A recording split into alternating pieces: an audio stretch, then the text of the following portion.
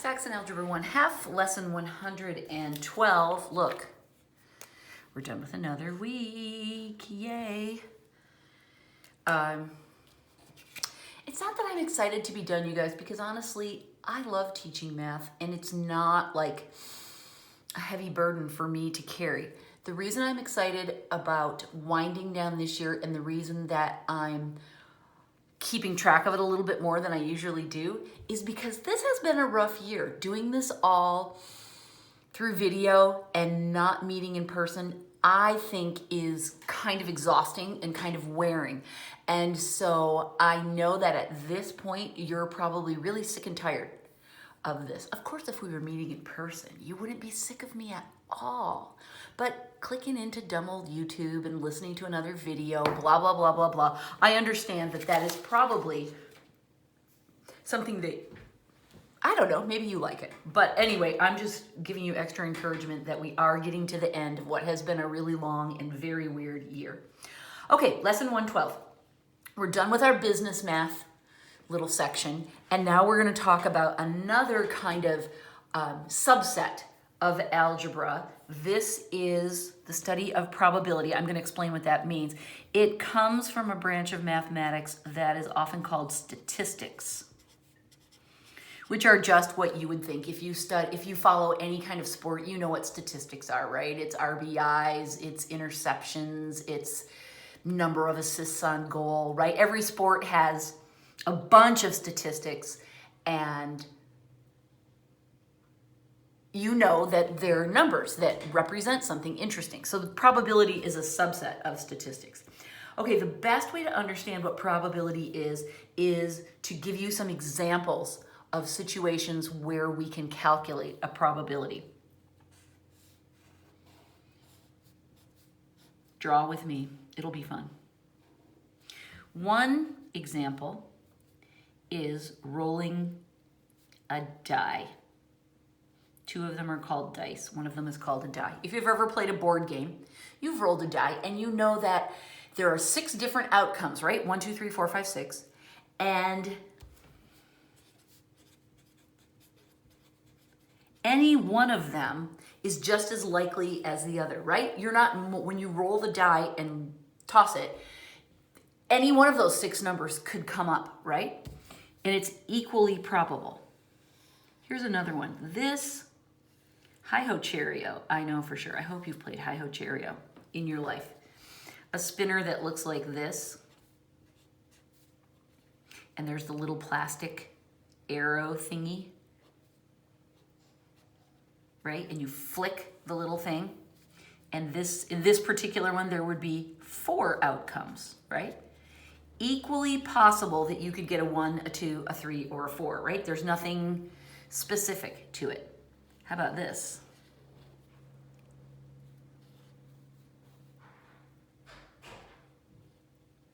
A coin.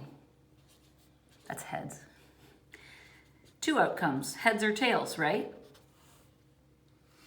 Let's just list these. You can get a 1, a 2, a 3, a 4, a 5, or a 6. Those are the possible outcomes for rolling 1 die.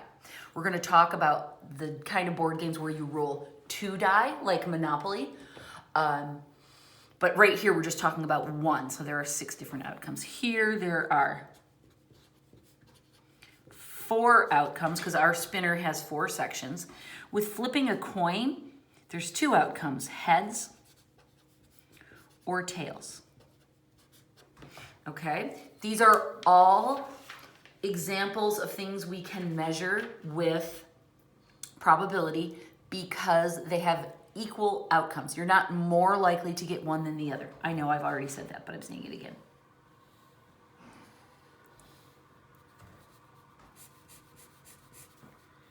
This is a deck of cards.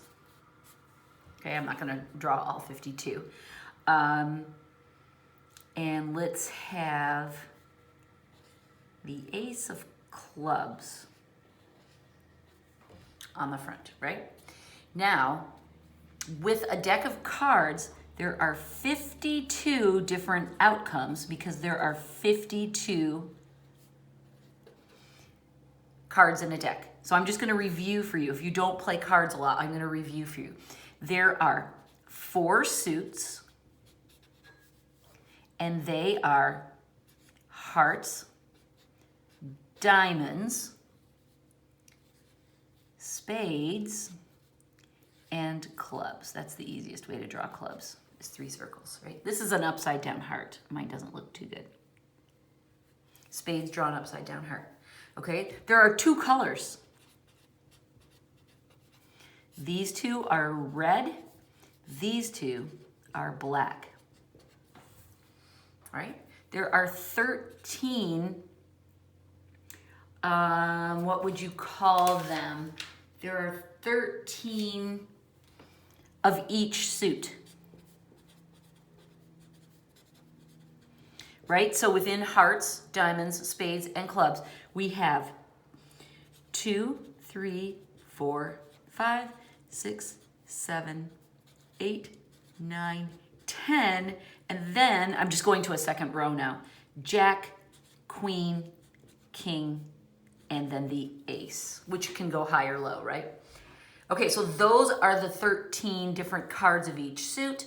There are 4 suits and a total of 2 colors. So there's lots of information about cards, but again, if you're picking a card out of a deck of cards, you're not more likely to get one card than another. There's an equal chance of drawing any card, and these equal outcomes, that's what we need in order to be able to study their probability.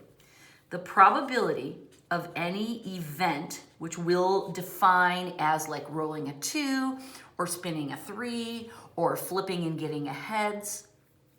I kind of want to make this look a little more 3-dimensional. It's a coin, you know? Sometimes they have ridges on them.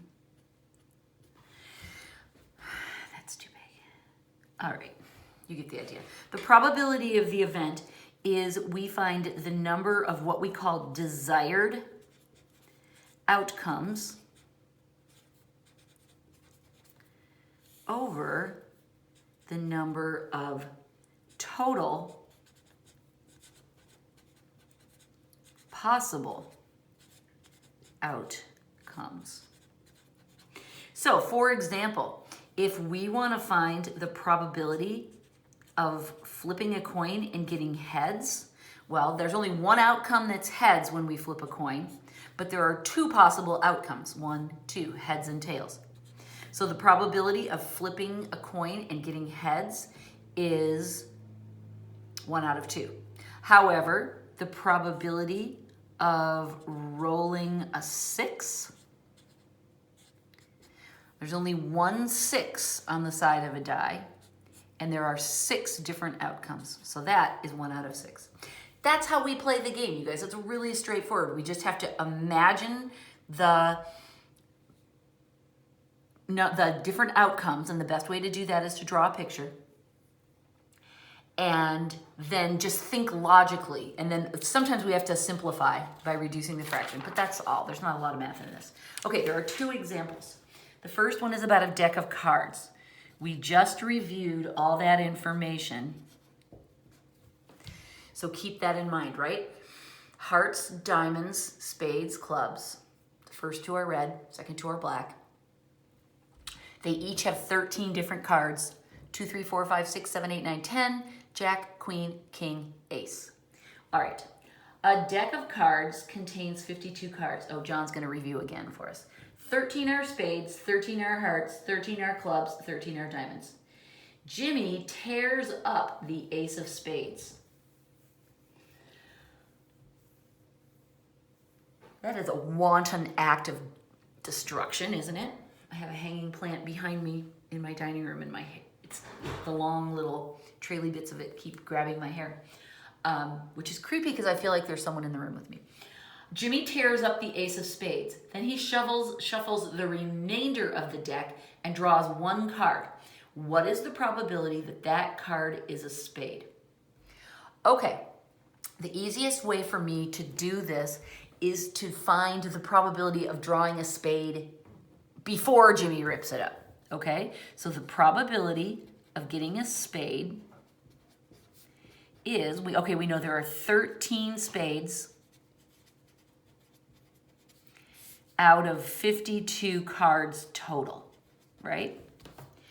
But Jimmy, that little wild man, ripped up one of the spades, right? So now we subtract 1 because there's 1 fewer spade. But there's also 1 fewer card altogether, isn't there? So we're going to subtract 1 from each of these. And now the odds of getting a spade are 12, because there are 12 spades left, out of 51 cards. Oh, interesting, right? This number, just going to write it again here so I don't. You may not recognize it right away, but 3 goes into both of these numbers. We can prove it because 5 plus 1, our divisibility test for 3, we add the digits. 5 plus 1 is 3. And so we know it goes in there. So I'm going to divide both by 3. 12 times 3, that's easy. Okay, 3 goes into 51. It goes in 10 times, right? That would be 30. I subtract 30 and I get 21. And I see, it goes into 3 goes into 21 7 times. So 10 plus 7, 17 is our answer. The probability of pulling a spade after Jimmy goes crazy, ripping up a card, is 4 out of 17. It's fairly easy to understand that you have to subtract 1 from this because there aren't 13 spades anymore. Thank you. But we also have to take it out of the total, right? Because there aren't 52 cards anymore. There's only 51. So this is the tricky part of this problem, is we have to carefully measure the effects of Jimmy's tantrum. Okay, let's do one more. One die is red and the other die is green. Both are rolled. This is my Monopoly situation, right? We're playing with 2 die.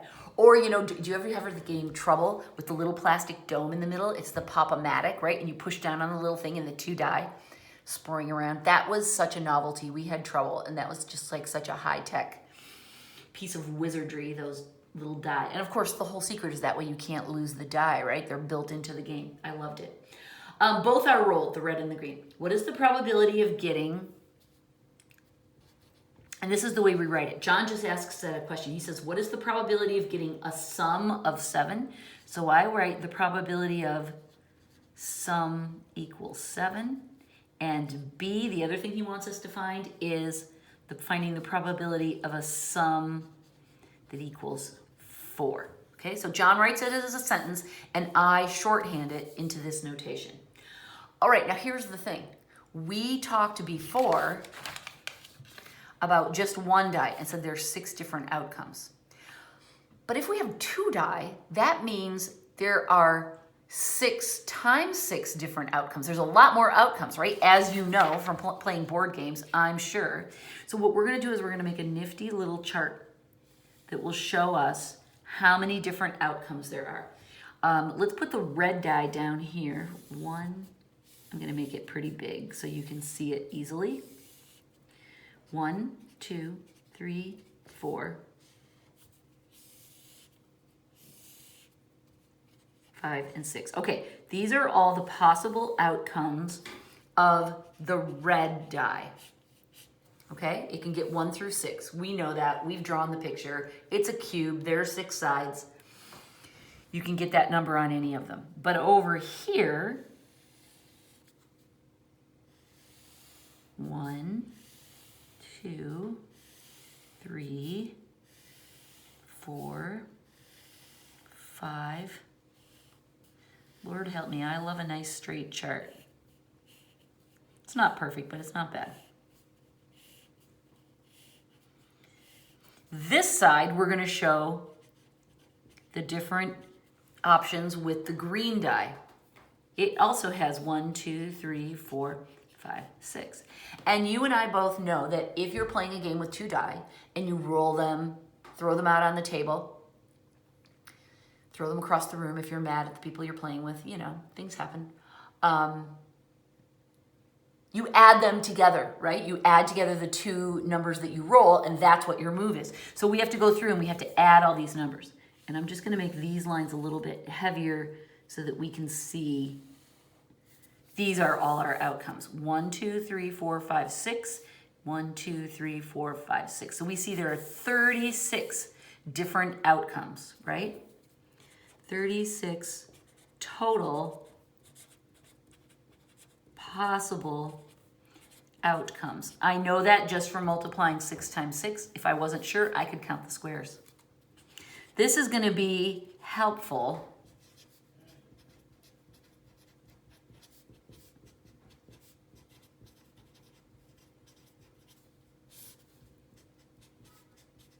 This is my shorthand version of our formula. I don't want to write all those words out.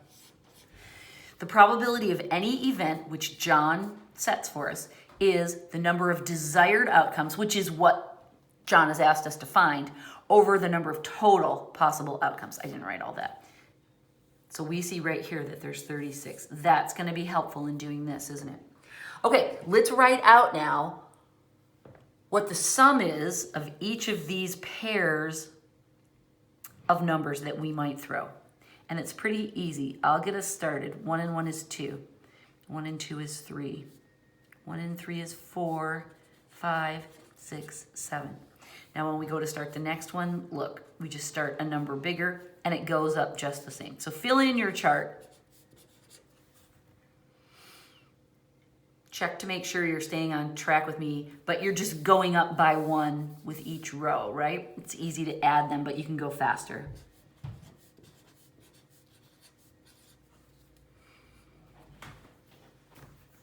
I'll pause and wait a little bit because I know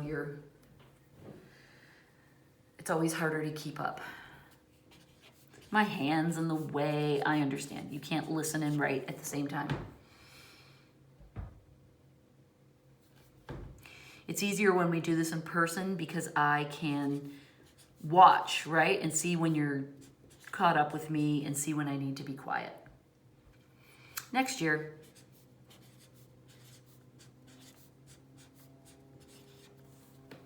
okay, so we fill out the chart. These are all the different outcomes. Here's boxcars, right? When you get 2 6s, that's the best move of all. And you go past go when you get your money and somebody else lands on Park Place, which you own, and they have to pay you all the rent. Okay, so now we just go back to this and go, okay, what is the probability of getting a sum of 7? Okay, well, let's just look for the 7s. Ooh, there's a bunch of them, look, right? So I'm gonna circle them so that we can easily count them. I see that there are 1, 2, 3, 4, 5, 6 combinations that will give us a sum of 7 as our move. So the probability of this is 7 out of 36. That is our, wait, 1, 2, 3, 4, 5, 6. That's what I thought. I counted wrong. It's 6 out of 36, right? 1, 2, 3, 4, 5, 6. There are 6 different ways to roll a 7 out of 36 possibles, so we can reduce that to 1 over 6. And that's correct. Okay? Now we'll do the other one, and I'll try to count better. It's really sad, isn't it, when your math teacher makes a mistake like that? Okay, this one I'm going to do in red so that we won't pay attention to those circles anymore. Now we want to know what's the probability of rolling a 4. Aha! There's only 3 of those, right? There's still 36 possible outcomes, but only 3 different combinations that will give us a 4. So this is 3 out of 36, which is equal to 1 out of 12. And that's the final answer. Okay? Hopefully I didn't blow your mind with that 7 and you understand. See, you see what I was doing. I counted up 6 and then I wrote 7 because the number we were tracking was a 7. My brain plays the weirdest, dumb little tricks on me, but that's okay. They all do something, right? Okay, so that's our introduction to probability. I think we have another lesson in this before the end of the year, but it all revolves around these games of chance. That's probability studies things that have an equal chance of happening. And it's really only in games of chance that the odds of things are completely even like this, right? Okay, I'm done. Goodbye.